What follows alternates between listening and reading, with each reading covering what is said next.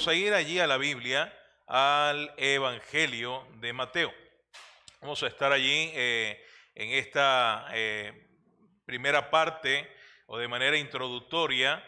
Vamos a tener allí una pequeña introducción en Mateo capítulo 9.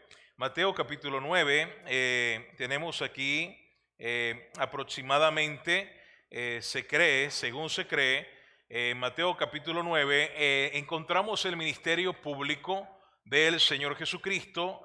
A propósito, acotar, el Evangelio de Mateo no precisamente ha sido o fue un evangelio escrito cronológicamente, a diferencia del Evangelio de Lucas y aún a diferencia y siempre contrastando el Evangelio de Juan con el resto de los evangelios. El Evangelio de Mateo, en el capítulo 9, según se cree, ya el ministerio del Señor Jesucristo se encontraba con un avance aproximadamente de un año, un poco más de un año. Él ya tenía manifestándose al pueblo de Israel como el enviado del Señor, como el Mesías profetizado por el Antiguo Testamento.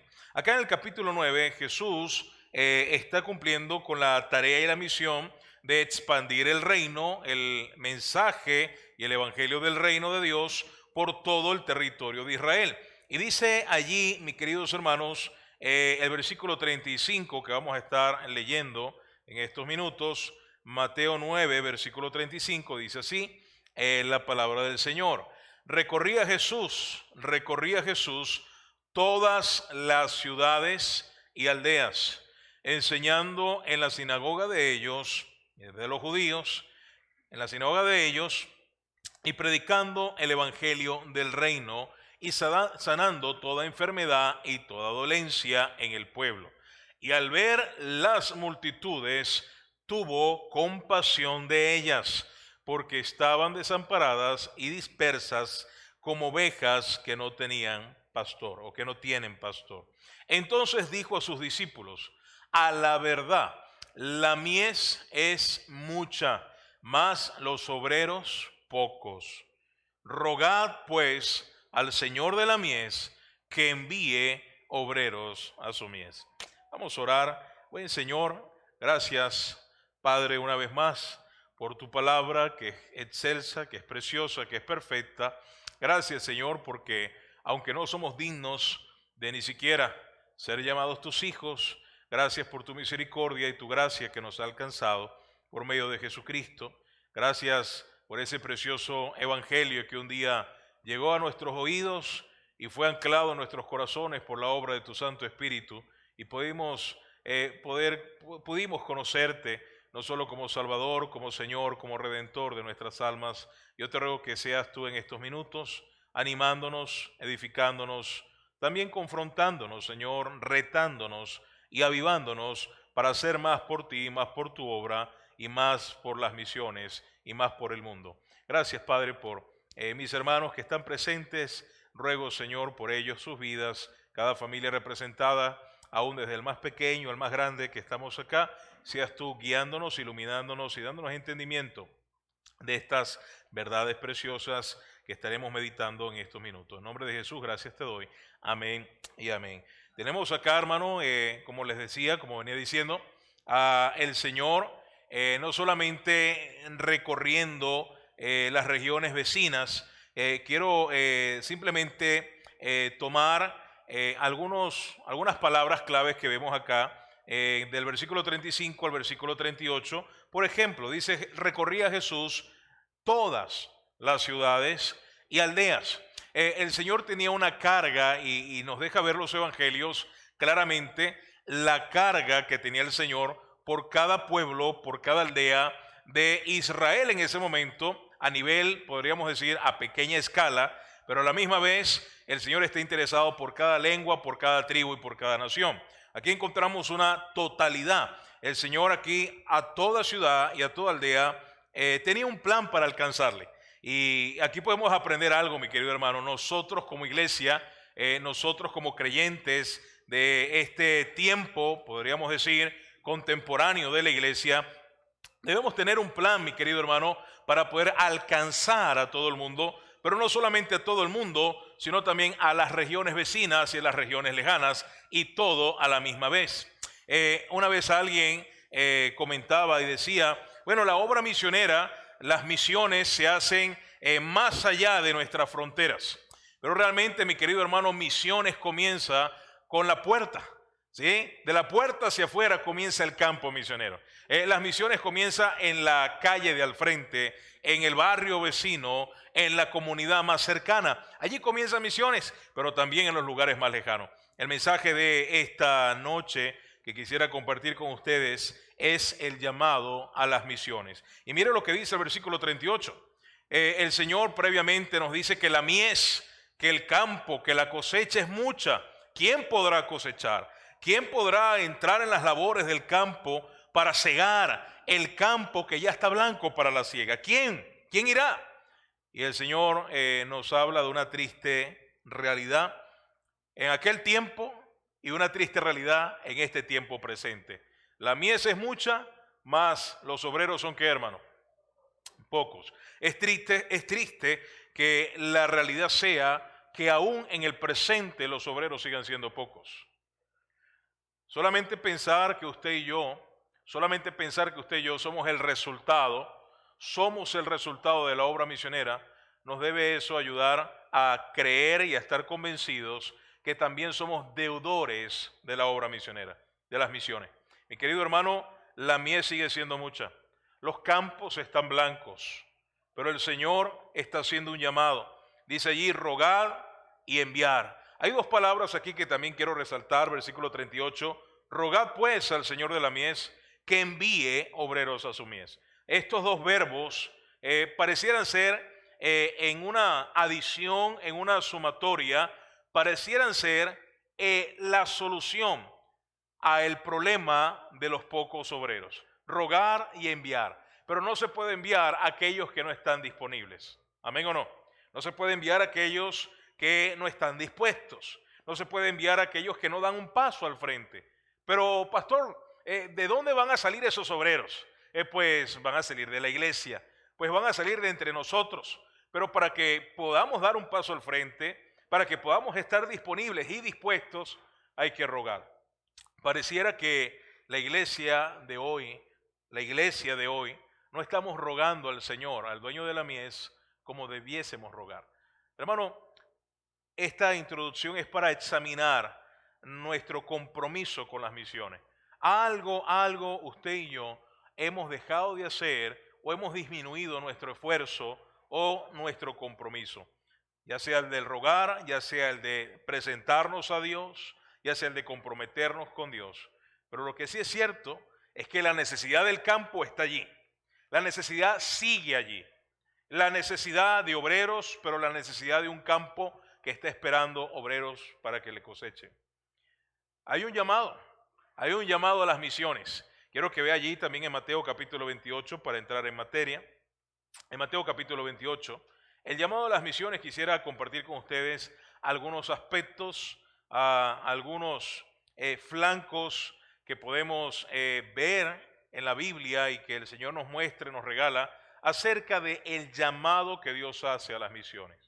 En Mateo capítulo 28, un pasaje conocido, un pasaje preponderante, un pasaje, un texto que sin duda alguna es referente de las misiones de la Gran Comisión. Mateo 28 tenemos al Señor reencontrándose con los discípulos en un monte que fue emblemático en el ministerio del Señor Jesucristo. Probablemente, según se cree, en ese mismo monte el Señor compartió con sus discípulos y con muchos otros el sermón de la bienaventuranza. Mateo 5, 6 y 7. Fue y ha sido uno de los sermones más importantes del Señor Jesucristo aquí en la tierra. También en ese monte, según se cree por una mayoría, que fue en ese monte donde el Señor mandó a sus discípulos a recostarlos de 50 en 50, y allí fue donde ocurrió el milagro de la multiplicación de los panes y de los peces. Y ahora el Señor les dice, mira, vayan a ese mismo lugar porque tengo algo importante que compartir con ustedes, algo relevante, algo que va a impactar esta generación y las generaciones venideras, quiero compartir con ustedes parte de mi plan. Dice allí en Mateo capítulo 28, versículo 16, pero los 11, ya sabemos del deceso de Judas, los 11 discípulos se fueron a Galilea, al monte donde Jesús les había ordenado. Y cuando le vieron, le adoraron, pero algunos dudaban. Y Jesús se acercó y les habló diciendo: toda potestad, todo poder, todo derecho, todo dominio me es dado en el cielo y en la tierra. El Señor se presenta ante ellos con uno de sus atributos inconfundibles y, a propósito, intransferibles, un atributo propio y único de Dios. Y es que el Señor le dice: les recuerdo quién soy yo. Yo soy todopoderoso. Yo soy soberano, yo soy Señor allá arriba, yo soy Señor aquí abajo. Y como soy el Señor arriba y soy el Señor abajo, soy el dueño del cielo y de la tierra, tengo el derecho de encomendarles, de ordenarles y de confiarles la siguiente misión, la siguiente tarea. De hecho, el versículo 18, mi querido hermano, es la base, podríamos decir, es el catalizador, es la bujía, es la chispa por la cual el Señor entonces comisiona a los discípulos y ahora a nosotros, la iglesia, nosotros los creyentes. Por eso dice el versículo 19 esa frase importante que no podemos dejar de observar, donde dice por tanto. ¿Sí la ve? Versículo 19 dice por tanto. Ese por tanto, ¿qué significa? Ese por tanto es un conector, un conectivo que viene conectando la idea del versículo 18 para ahora enseñarnos una verdad o una encomienda, un imperativo que el Señor comparte con sus discípulos de ir y hacer discípulos. Es decir, mi querido hermano, que la gran comisión, la obra misionera, el llamado a las misiones, no tendría sentido si viniese esa orden o ese imperativo de un hombre común y corriente como nosotros. No tendría preponderancia, no tendría relevancia si la idea de alcanzar al mundo y a los perdidos hubiese sido diseñada en la mente del hombre. Amén. No tendría peso ni valor si el compromiso y el diseño y el plan de alcanzar al mundo con el evangelio fuese solo la idea de una iglesia o de un cuerpo de hombres y mujeres. La idea, y más que la idea, el plan que Dios ha diseñado para alcanzar a los perdidos tiene relevancia, tiene peso, tiene valor y tiene importancia, porque proviene de nada más ni de nada menos de aquel que es Señor en el cielo y que es Señor también en ¿dónde? En la tierra. Amén. Es por eso que, mi querido hermano, el llamado a las misiones, debemos entender, número uno, es imperativo. El llamado a las misiones es imperativo. ¿Cómo es eso, pastor, que es imperativo? Imperativo significa que no es opcional. Imperativo significa que no es preferencial. El participar, el involucrarnos, el tener parte significativa en la obra misionera no es algo único del pastor o de los líderes de una iglesia. No es solamente de aquellos que tienen compromiso en la iglesia. Realmente el mandato, la orden, el privilegio, la responsabilidad, la tarea, la labor, como lo queramos llamar, de ir al campo como un obrero para cosechar de esa mies que es mucha, es tarea de cada hijo de Dios, mi querido hermano. Es responsabilidad de cada creyente que ha confesado, que ha profesado a Cristo como su único Salvador personal. No es un asunto solo trabajo y tarea del misionero, no es un trabajo del evangelista, no es un trabajo del pastor o de su familia, es un trabajo de cada creyente. Porque cada creyente ha sido beneficiado con el evangelio y cada creyente es deudor al evangelio. Dice acá el Señor, por tanto, id. Ahí está el verbo ir, pero en imperativo. Es una orden. ¿Y quién ordena? Pregunto. ¿Y quién manda? Nada más y nada menos que el Rey de Reyes y Señor de Señores. Nada más ni nada menos que el Rey soberano del cielo y de la tierra. el que tiene el derecho de dar órdenes, el que tiene el derecho de mandarnos y de establecer preceptos y leyes. Y ahora, mi querido hermano, quiero también acotar que cumplir con la gran comisión, cumplir con el llamado a las misiones, es un privilegio. Es no solamente un privilegio que beneficia a los que son alcanzados, beneficia a aquellos que participamos de las misiones. Mire, no hay nada tan gratificante que compartir el evangelio con una persona que está lleno de incertidumbres, confusiones, ideologías, filosofías, batallando en su mente, sin rumbo, en una encrucijada, y ver cómo la luz del evangelio resplandece su entendimiento, trae convicción a su vida de su pecado, de la obra de Cristo en la cruz del Calvario, y de empezar a ver cómo ese evangelio en el cual empieza a depositar su fe le va transformando, va cambiando su manera de pensar, va cambiando su actitud hacia el pecado y hacia Dios y hacia las cosas de Dios y a la palabra de Dios, y ver cómo se convierte en una nueva criatura. Mi querido hermano, no hay nada más satisfactorio y que pueda llenarnos de gozo a los creyentes que ver una vida transformada por el evangelio, y que sea Dios quien te utilice a ti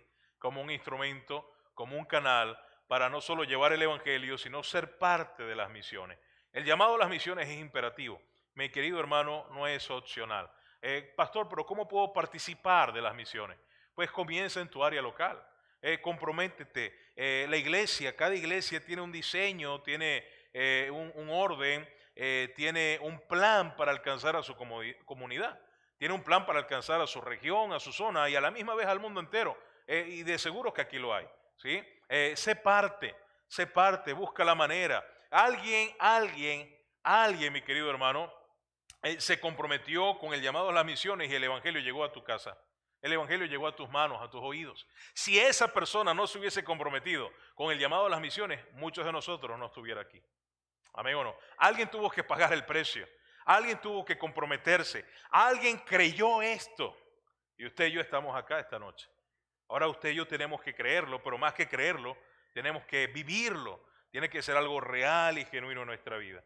Misiones, el llamado a las misiones es imperativo. Por tanto, id y haced discípulos a todas las naciones, no discípulos de nosotros.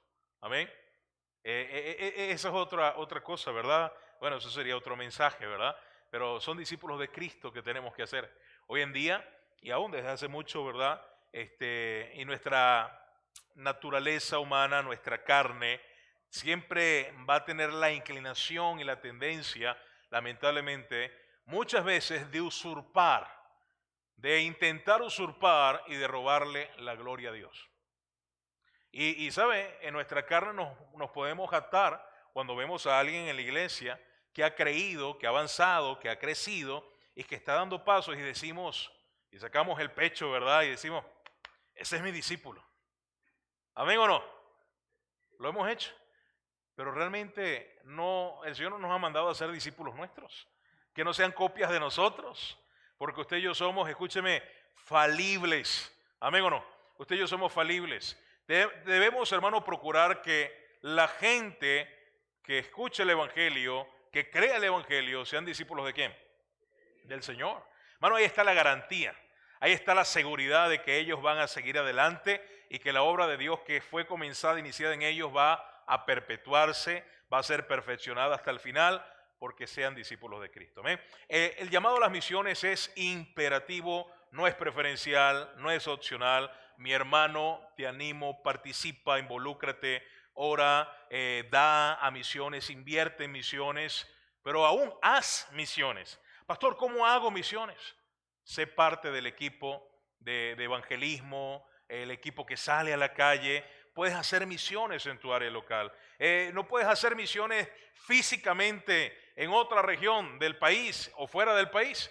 Pues ora por esos lugares. Envía, invierte dinero, recursos en esos lugares.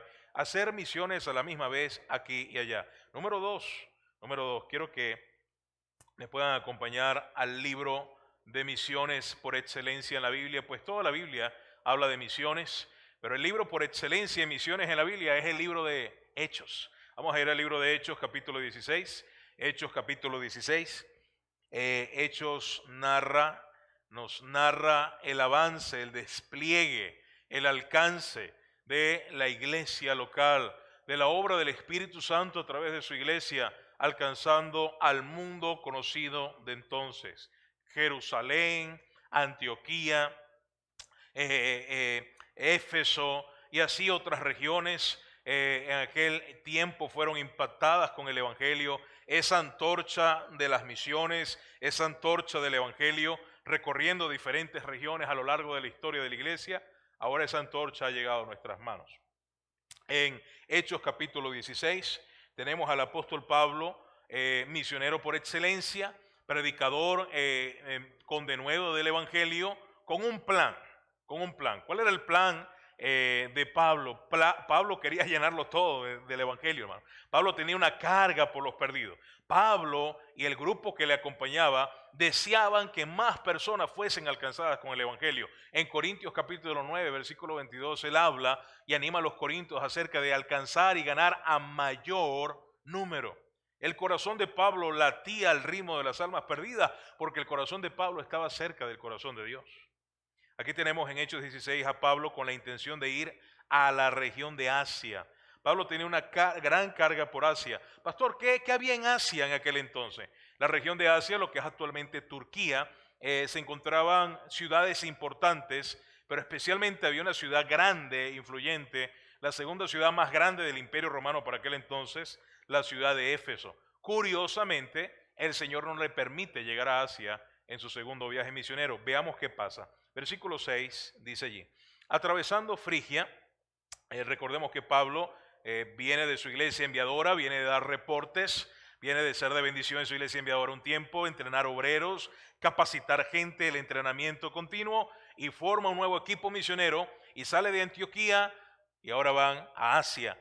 Para ir a Asia tenían que atravesar Frigia y la provincia de Galacia. Ya Pablo había predicado en Galacia en su primer viaje, estaban las iglesias de Galacia, en la carta a los Gálatas. Y allí, ¿verdad? Luego de pasar Galacia, dice el Señor aquí, dice el Espíritu Santo, le fue prohibido por el Espíritu Santo hablar la palabra ¿en dónde? Vemos la intención de Pablo de llegar ¿a dónde? A Asia.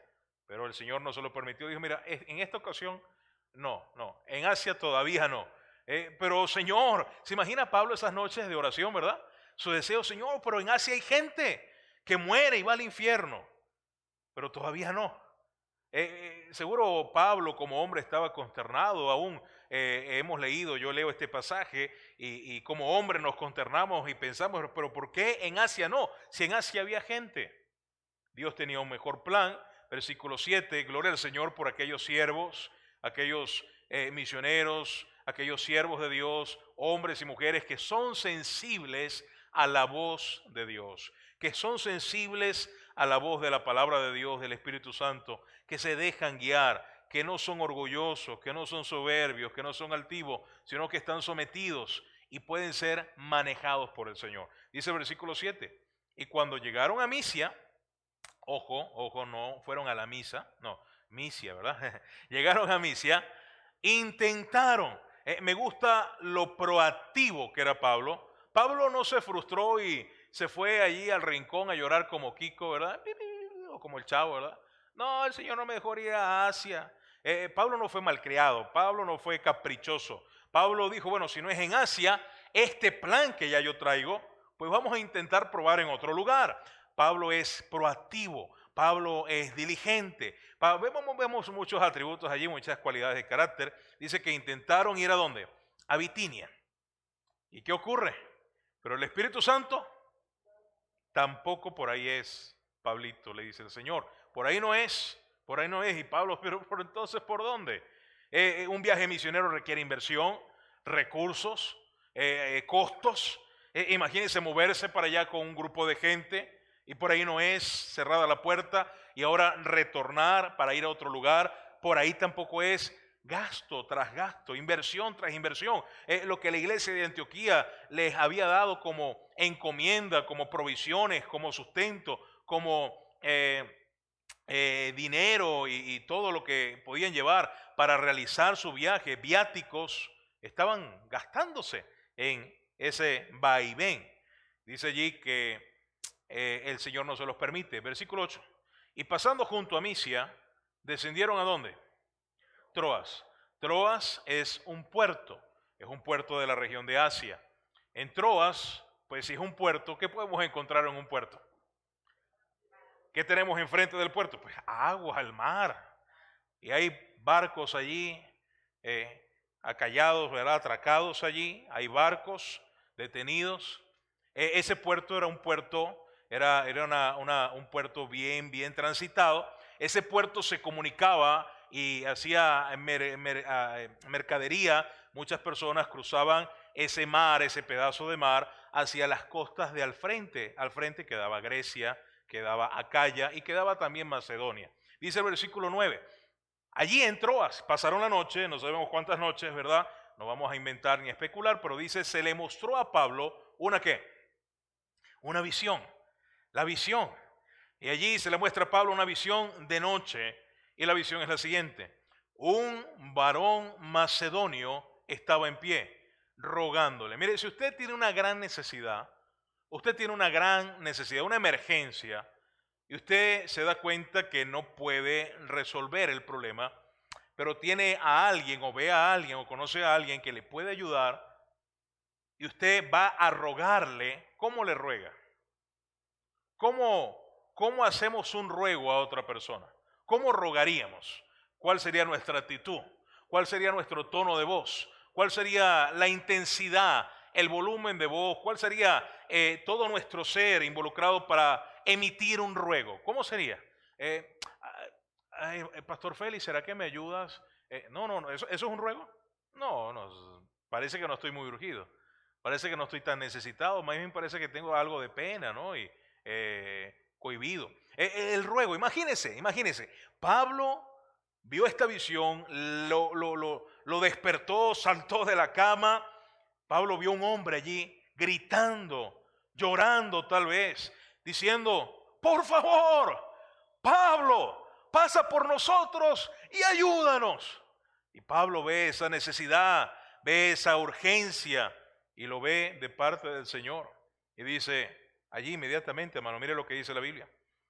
Pablo al ver eso, dando por cierto que Dios, ¿qué dice? Nos llamaba. Ahí está el llamado de Dios. Y ese llamado de Dios es ¿a qué? A hacer turismo, a dar un paseo. No, el llamado de Dios a las misiones, mi querido hermano. Pablo entendió que Dios les llamaba para que le anunciasen el Evangelio. Dice la Biblia que ellos inmediatamente, en el versículo 10, dice, cuando vio la visión, enseguida, no tardó, fue inmediato. Pablo entendió la magnitud de urgencia, de emergencia que había en ese llamado. El llamado a las misiones no solamente es imperativo, el llamado a las misiones es urgente. Es urgente, es un asunto que no se puede dejar para después. No es un plan que vamos a diseñar, bueno, sí, pastor, vamos a reunirnos para un plan para las misiones para el 2022. Hermano, es para allá. Misiones es para hoy, misiones es para ayer, misiones debe efectuarse inmediatamente, debe resolverse este problema y la solución del problema es el Evangelio. Nosotros tenemos la solución. El Evangelio es la esperanza de los perdidos. Es la única esperanza de los perdidos. Misión es el único plan que Dios está comprometido a bendecir. Dios no va a bendecir tu plan ni mi plan. Dios va a bendecir el plan que Él ha diseñado. Basta que usted y yo roguemos a Dios para que Él nos incluya en su plan, en lo que Dios está haciendo, porque Dios siempre está haciendo algo. Ahí está la visión. Pregunto, hermano, ¿Dios te ha dado esa visión? Pastor, no he tenido esa clase de sueños. No importa, hermano. Ya está aquí. En la Biblia y lo estás escuchando, Dios está llamando a la iglesia. Dios está llamando a la iglesia para que pasemos, para que vayamos a los perdidos. Y es más, si usted lo quiere ver así también, no solamente es el llamado de Dios a la iglesia, es el llamado de Dios. ¿Y sabe quién utiliza a Dios? Al mundo está utilizando. Dios está llamándonos a nosotros a través del mundo. Sí, pastor, yo siento que el mundo me llama. Sí, no. Ese es otro llamado. No. A ese llamado dile no, ¿sí? No améis al mundo ni las cosas que están en el mundo. No, el llamado a cumplir con el plan de Dios para alcanzar a los perdidos. El mundo clama a la iglesia, iglesia, iglesia el faro, despierta iglesia, ven por nosotros, tráenos el evangelio. Iglesia Fe, ven por nosotros, tráenos el evangelio. Iglesia Ágape, ven por nosotros, alcánzanos con el evangelio. Ese es el llamado de Dios a las misiones, imperativo y urgente. Mire este texto, hermano. Está interesante, Lucas 16. Vamos a Lucas 16. Muy conocido, Lucas 16. Estuvimos en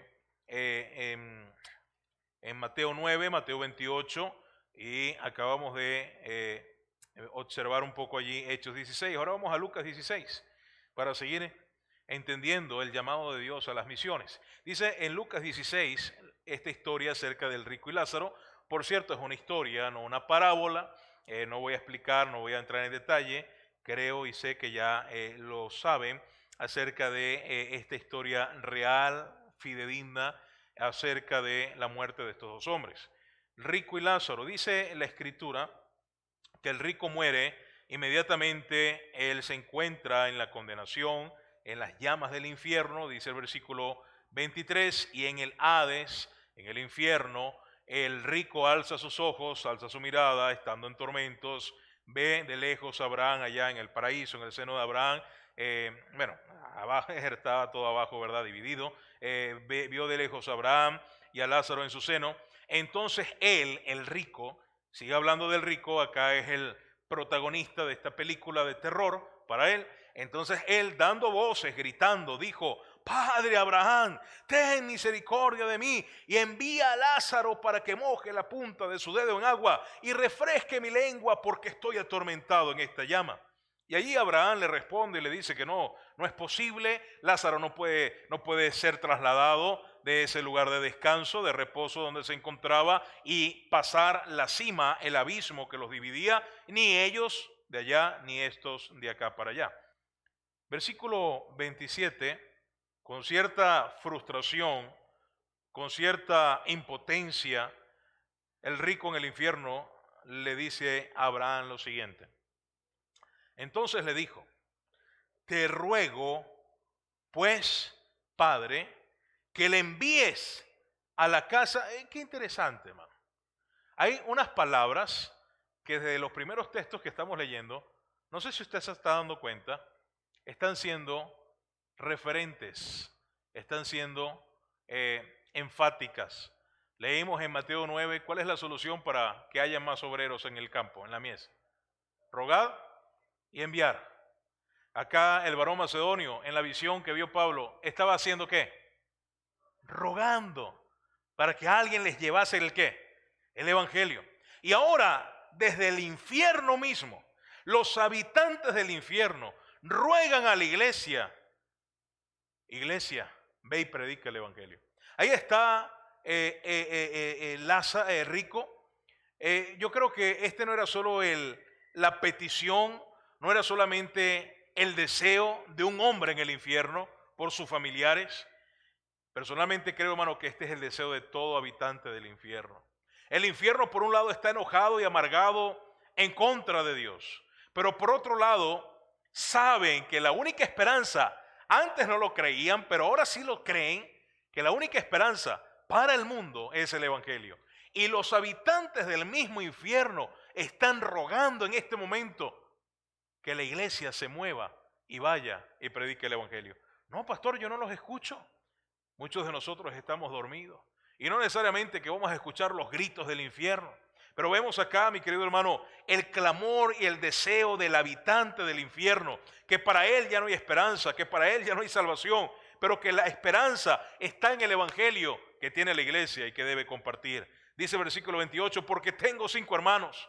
Padre Abraham, te ruego, envía a Lázaro, que él es creyente, que él sí creyó, si es posible que él pueda salir de ese lugar, envíalo a la casa de mi padre. Tengo 5 hermanos. Mi familia, no quiero que vengan a este lugar. Mi familia me duele, yo amo a mi familia. Hermano, ¿usted ama a su familia? a los de su sangre. Queremos que nuestros familiares, de hecho muchas de nuestras peticiones es que nuestros familiares conozcan a Cristo y vengan al arrepentimiento. Pero ¿y qué de aquellos que no son nuestros familiares? También. No solamente aquellos que nos duelen, sino también aquellos que son desconocidos, pero son conocidos por Dios. Son conocidos por el Señor.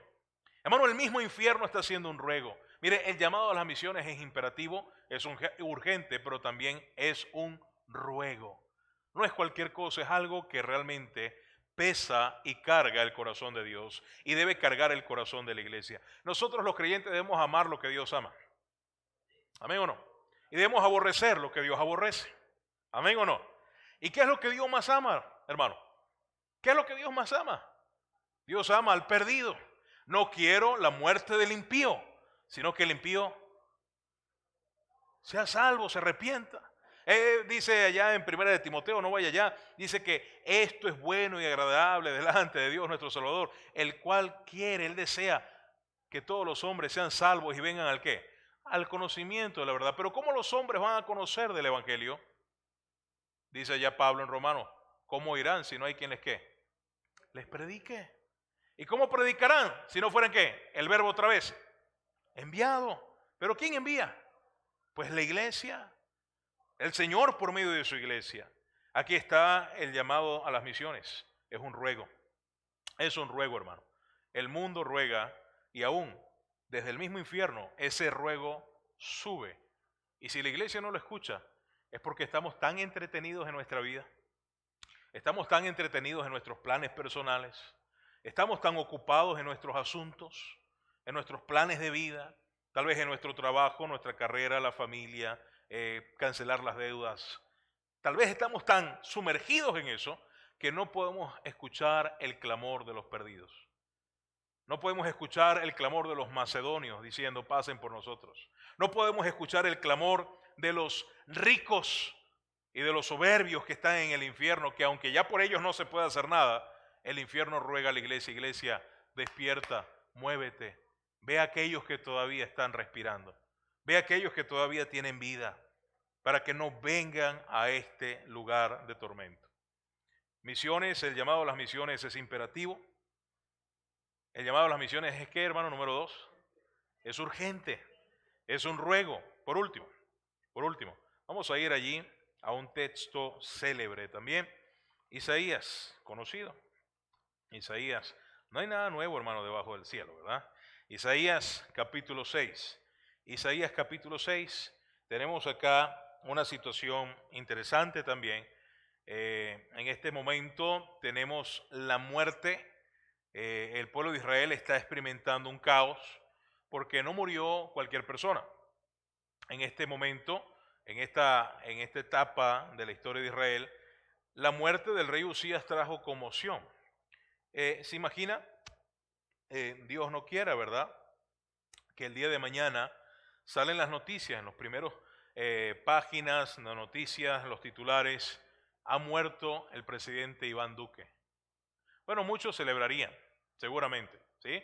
Siempre en todo país hay alguien que celebraría la muerte del presidente, pero muchos otros lamentarían y otros tantos más, o la mayoría, se preocuparía porque la muerte del mandatario, del primer hombre, del gobernante, no trae estabilidad, deja un vacío de poder.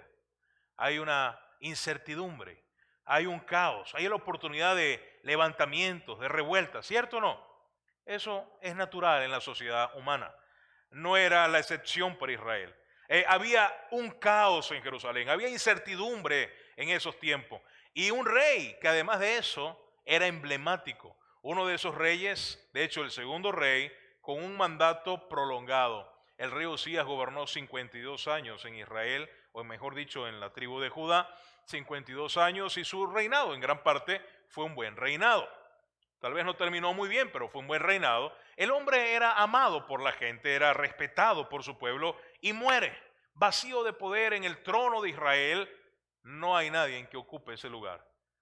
Y por eso la visión, otra vez, pero ahora de Isaías, Isaías ve lo siguiente. En el año que murió el rey Usías, usando ese evento histórico como referencia, el caos que se vivió ese año, Isaías nos comparte su experiencia y dice, Vi yo a quién. ¿Dónde lo vio? ¿Dónde lo vio, hermano? ¿Sentado en qué? En su trono. Gloria al Señor, hermano, por esta escena. Es emocionante, es gratificante. ¿Sabe?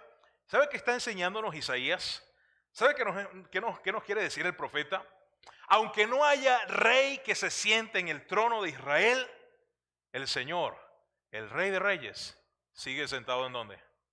En su trono. Y mientras Él siga sentado en su trono, mi hermano, todo va a marchar bien. Él tiene el control. Él no lo pierde, hermano. Podrá haber caos en la tierra, podrá haber incertidumbre en nuestras naciones, en nuestros pueblos, pero mientras el Señor siga siendo el Rey, hay esperanza, hermano. ¿Amén? Hay un plan maravilloso que Dios tiene para el mundo. ¿Y cuál es ese plan?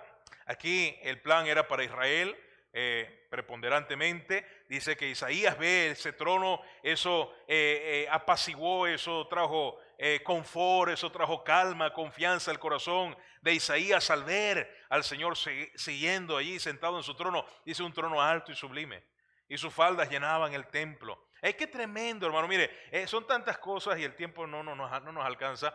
En situaciones difíciles, en momentos de aflicción, de adversidad, quiero hacer un breve paréntesis, cuando las cosas no marchan bien según lo planeado por nosotros, ¿a dónde acudes tú? ¿A dónde nos refugiamos?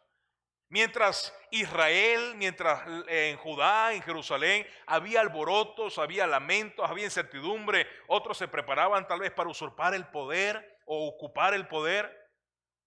¿Dónde estaba Isaías? ¿Dónde vio Isaías esta visión? ¿Dónde? Isaías estaba en el templo. Isaías estaba buscando el rostro de Dios. Mientras el mundo estaba desenfrenado en su alrededor, mientras todo a su alrededor parecía caerse en pedazos, Isaías escogió la mejor parte. Isaías dijo, yo voy a la casa de Dios. Yo voy a ir a meditar en el Señor. Yo voy a ir a buscar y a refugiarme en Dios. Hermano, cuando las cosas están mal, es el mejor momento para acercarnos más a Dios. ¿Amén o no? Así, ¿cuántos recuerdan a María y a Marta? ¿Sí? Estaba Marta ahí afanada, ¿y qué, hermano? Cocinando y preparando las arepitas y todo eso, quería atender al Señor. Y ahí, Señor, mira, mira María no hace nada, Señor. No, María ni lava los trastes, Señor. No, Señor, dile algo, anda. Y el Señor, ¿qué hace con Marta? Le dice a Marta, no, la que está mala quieres tú, Marta. María ha tomado ¿la qué? La mejor parte.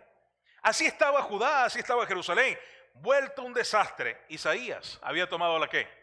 La mejor parte.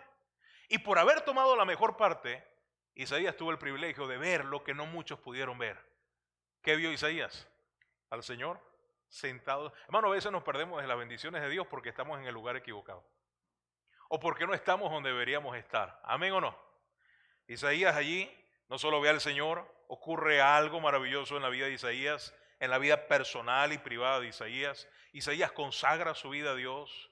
Isaías contempla la santidad, la majestad, la grandeza de Dios. La maldad de Isaías queda al descubierto, la pecaminosidad, la pequeñez, la inferioridad, la vileza de Isaías en contraste a la santidad de Dios queda visible, queda expuesta.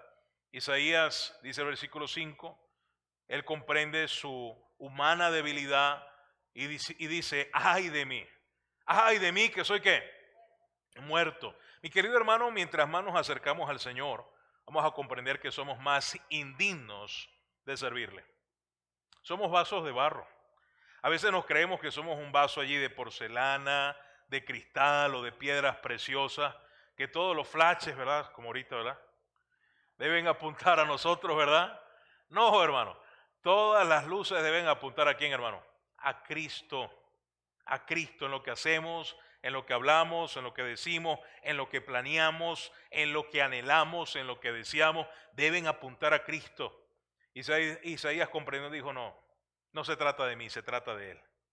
No se trata de nosotros, hermano. La obra de Dios se trata de Dios. Amén. Se trata del Señor. Las misiones se trata del Señor.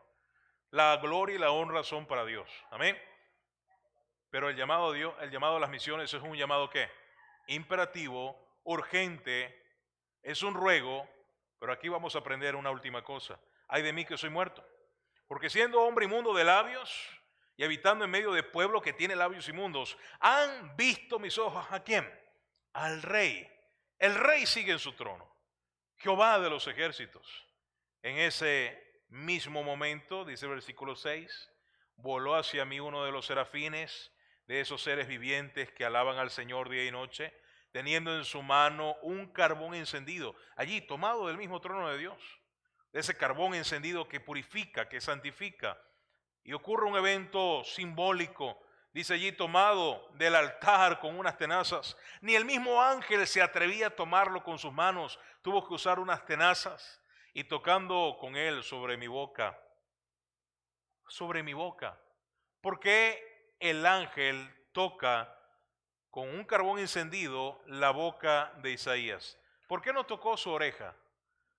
¿Por qué no hizo un tacto en su oreja como Aarón o como Moisés lo hizo con Aarón y sus hijos cuando hizo el acto simbólico de la bendición sacerdotal? ¿Por qué no en su nariz? ¿Por qué no en su mano o en un pie? ¿Se ha preguntado eso, hermano? ¿Por qué en su boca? La boca es aquella parte de nuestro cuerpo que es usada para comunicar mensajes, no solo para comer, hermanos, ¿sí? Para comunicar. Hermano, usted y yo tenemos un mensaje precioso, maravilloso, contundente que tenemos que comunicar. Pero ¿sabe qué quiere el Señor de nosotros primero? Que su boca y mi boca esté consagrada, esté comprometida, esté santificada, esté apartada para ese uso exclusivo, para ese uso maravilloso, sublime de compartir las buenas nuevas de salvación. Por eso el Señor consagra a Isaías y toca el ángel allí con ese carbón su boca. Dice, tocó su boca y dijo, he aquí que esto tocó tus labios, es quitada tu culpa y limpio tu pecado. Después, me gusta esa expresión, hermano, después ¿de qué, hermano? ¿Después de qué? Después que Isaías fue consagrado, después que Isaías fue santificado, restableció su comunión con el Señor, después que Isaías confesó a Dios sus pecados, después que Isaías fue a la presencia de Dios, comprendió su maldad y le dijo al Señor, Señor, yo no soy digno, Señor. No, Señor, llama a otro, escoge a otro. Esto es mucho privilegio para mí. Cuando Isaías entiende eso, el Señor dice, bueno, justamente a ti te quiero usar. A ti te quiero usar. Tú que acabas de comprender que eres barro. Tú que acabas de comprender que eres polvo. Es más, voy a hacer algo contigo, te voy a limpiar. Te voy a purificar, te voy a capacitar, te voy a entrenar, te voy a preparar. ¿Para qué, Señor? Voy a preparar tus labios para que anuncies mi palabra. Y luego que Isaías es purificado, ahora se desarrolla en él otras habilidades. Él puede ahora escuchar ¿qué? Claramente. Hermano, mire, podemos pasar toda una vida sentado, todo un año sentado en una silla de la iglesia, domingo tras domingo, semana tras semana, escuchando sermones, enseñanzas, y pareciera que no escuchamos. ¿Te ha sucedido, hermano? Pareciera que los sermones no llegan a ti, pasan por encima. Pareciera que la palabra de Dios no la estamos escuchando con atención. Muchas veces, ¿sabe por qué? Porque hay pecado en nuestro corazón. Hay pecado en nuestra vida. Mire, pecado no solamente irse ahí a un bar a tomar. No, eso no es solo pecado. El pecado de no orar. Pecado de no leer la Biblia. Pecado no solamente aquellas cosas que desagradan a Dios que hacemos. Hay cosas que son correctas y hemos dejado de hacer. ¿Sí me explico? Que también desagradan a Dios. El pecado de no testificar. ¿Sabe usted que no testificar es pecado? El no compartir la fe. ¿Por qué es pecado, pastor? Porque es imperativo. No es opcional, no es preferencial. Es un mandato a todo creyente. Ir y predica.